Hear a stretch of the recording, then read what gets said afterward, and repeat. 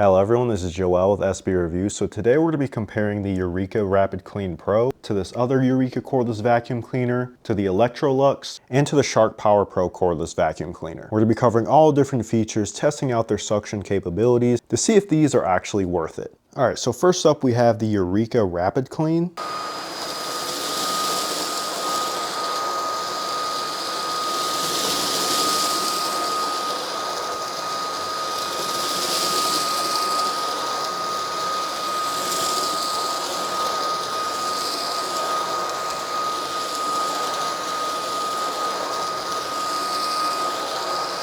And then the next Eureka vacuum.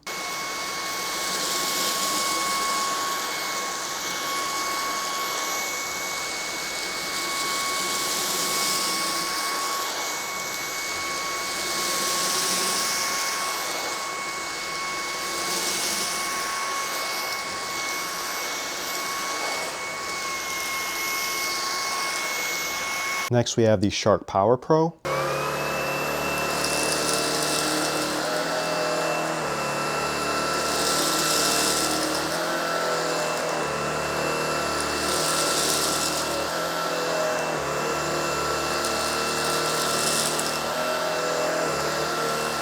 And then finally, the Electrolux.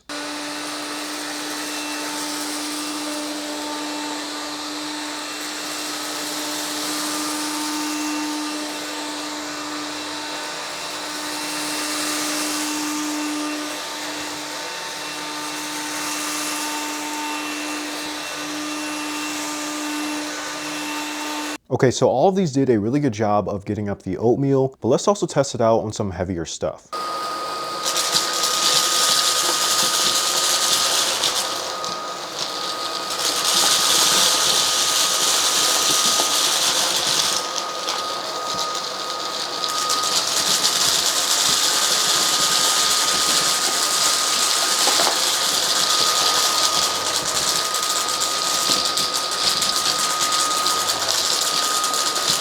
All right, next up we have the other Eureka vacuum.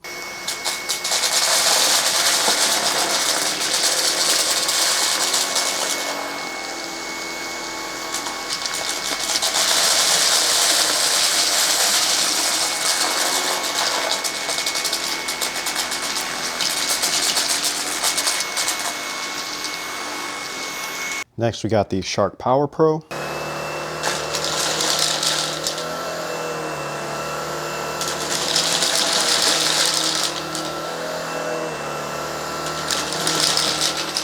And then lastly, the Electrolux.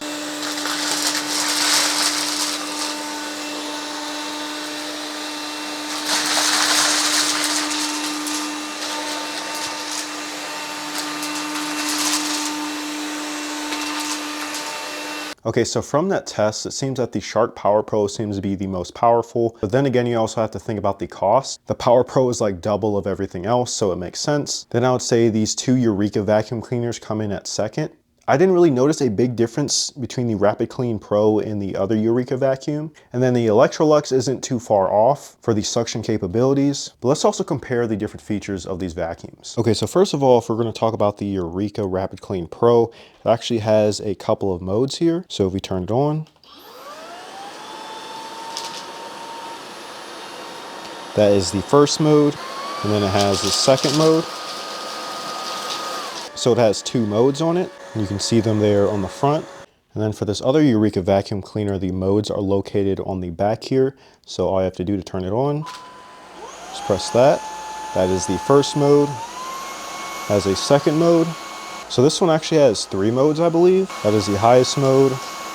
Now for the Shark, it's a little bit different. So if we press this, it's automatically able to detect when it's on the carpet. So it's on the carpet mode. And it even has a mode for hardwood floor. And if we press this, that is the max mode. It's like a little button here on the side. And then for the Electrolux, it's pretty simple too. So we turn that on. It has that mode. That is the first mode. And this is the highest mode.